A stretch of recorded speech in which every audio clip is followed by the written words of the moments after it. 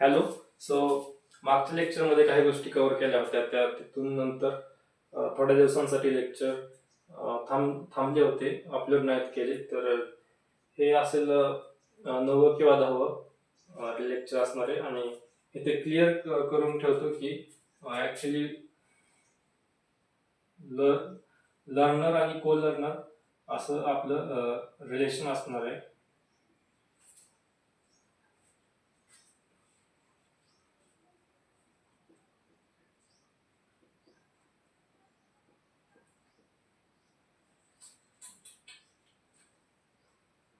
आणि त्यामध्ये code logic cover करायचं हे आपलं पहिलं गोल होतं.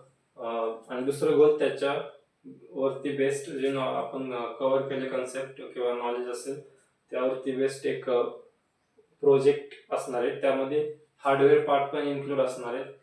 फॉर एक्झाम्पल आपण एक IoT डिव्हाइस बनवू शकतो तशा प्रकारे. ओके.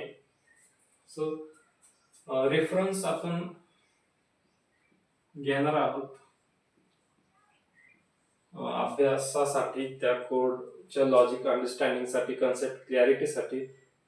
रेफरन्स प्रॅक्टिकल स्लिप्स असतात.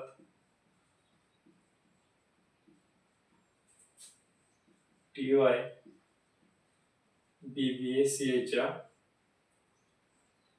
ओके. तर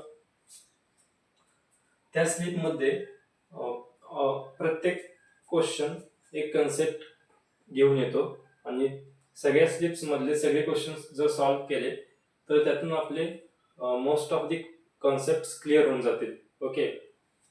so like yeah, so basically the format is first question, first question will be on core Java, which will cover the object oriented concepts.